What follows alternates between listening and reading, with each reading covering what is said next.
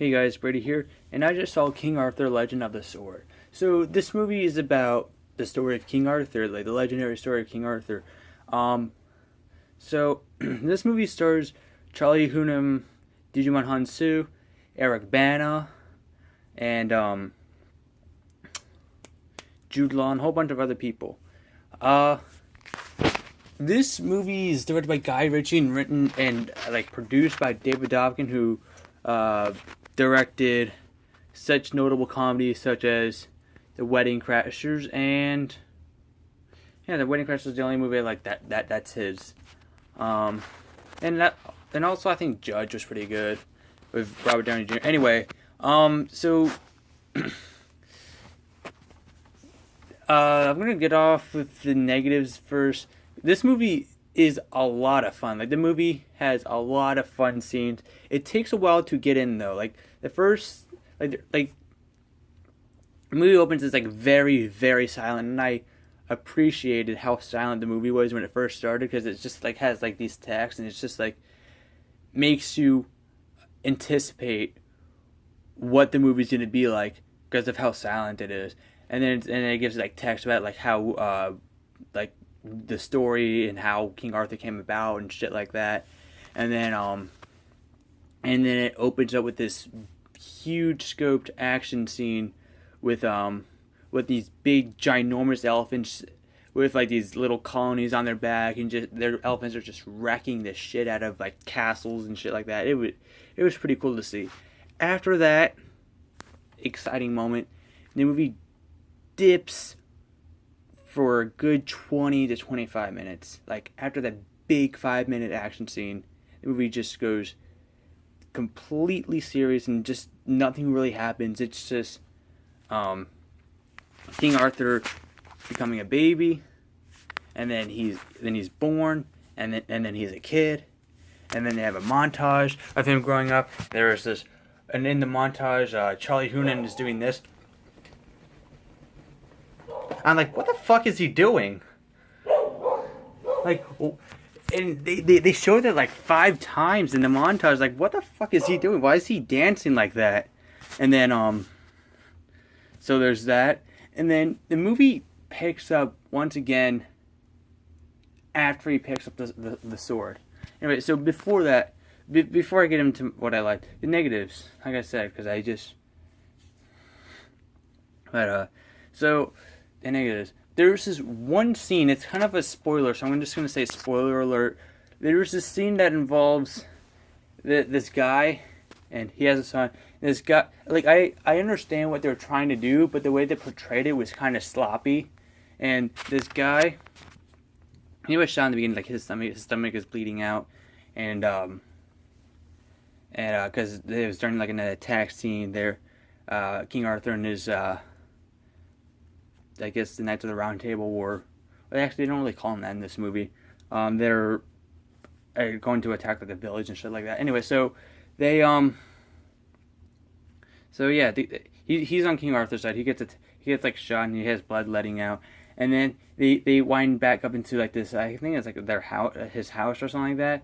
And he's just lying there, and then they leave him there because he doesn't want to leave, and he's hurt and stuff like that.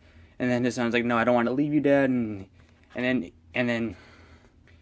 then the son like just goes back onto the boat with King Arthur and everyone else, and then he's like, "You know what? Screw this, I can't leave my dad." So he runs back in there, and Jude Law, who's the villain of the movie, has like a knife to the dad's throat, and he's like, "Hey, do you know this guy? Because if you don't, I'm gonna cut his ear off." And the kid's like, "No." I was like, "You just ran back. You just ran probably like 20 minutes just to go get your dad, and now you're just gonna be like, 'No, I do not know you.' Because your dad's about to get killed, you're gonna be like, 'No, I don't know you.'" That pissed me off. If my dad was in that situation, if my dad was about to have his ear chopped off, and the guy's like, "Do you know this guy, man?" I'd be like, "Hell yeah, that's my dad. Don't cut his ear off." But no, the kid's like, "No." I mean, I understand what they're trying to do, but the way they did it was kind of retarded. Really, really fucking retarded. And kind of just rubbed me the wrong way, the way they handled that scene. It was just, like, no. I mean, maybe if they wrote it a different way and maybe made you like maybe if the writing was a little bit better, I would have understood what they were going at, and I did. But the way they executed the scene was very sloppy, and it was like, what the fuck? You ran all this way to rescue your dad, and then you're like, and then you see like he has a knife to his ear, and you're like, no, I don't know this guy at all. He's not my dad. He's just some random person. And he's like, no, wait, he is my dad. Right when his ear's about to get cut off. So after that spoiler, anyway, so yeah, that was my only problem with the movie.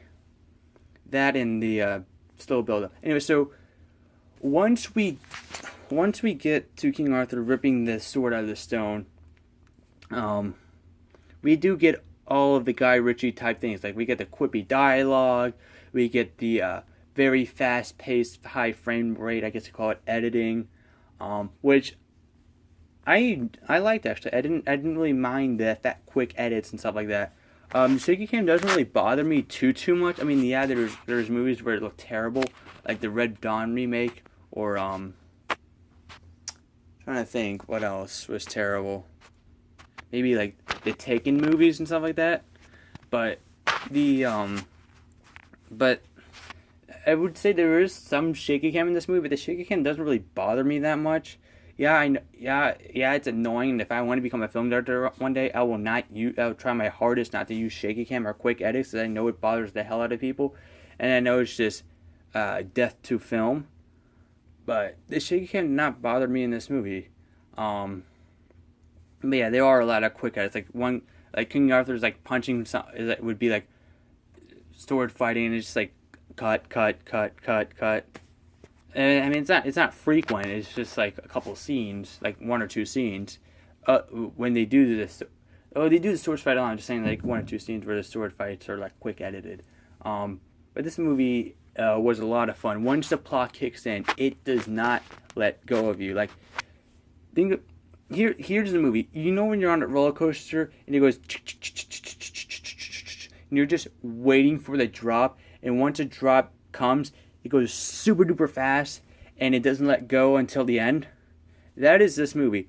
This movie starts off very, very slow, and then once it picks up, it doesn't stop. Well, it dips for a little bit, but after King Arthur goes on his journey, which is like 10 minutes after he picks up the sword, that's where the movie gets extremely good. Like, it doesn't stop after that moment.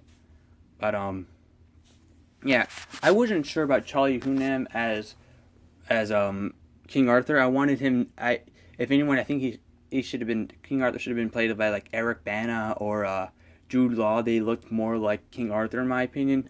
But Charlie Hunnam, whatever, I hope I'm pronouncing his name right. He did actually surprisingly a lot better than I thought he would. He was really good as King Arthur. Djimon Hounsou was really good. I really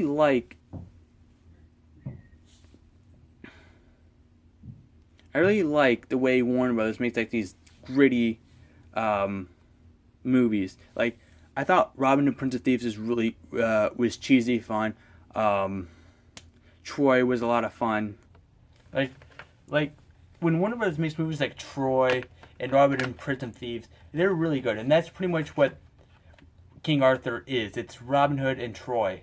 That's pretty much what the vibe is. So don't go in there for some like realistic character-driven movie. It's Troy and Robin Hood, Prince of Thieves, two very cheesy movies released by Warner Brothers.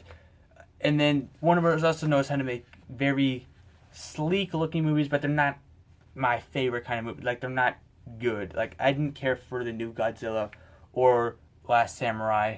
Thought the Last Samurai was kind of disappointing because my friend kept telling me to watch Last Samurai, to watch it. Oh my god, Last Samurai is so good. And I watched it, and he overhyped it for me. Godzilla was just disappointing. But, what's it called? But if you... these two movies right here, this is what you're getting with the King Arthur movie. These two right here. And, that's all I was looking forward to. I was like, King Arthur is going to be just like Robin Hood, Prince of Thieves, and Troy. And I got pretty much that. I wouldn't say is as good as both those movies. Because like I said, there are some times where like the beginning is a bit slow, a bit of a slow build up, but after it picks up, it doesn't let go. So I'm going to give King Arthur Legend of the Sword 3 stars out of 5. Definitely worth seeing.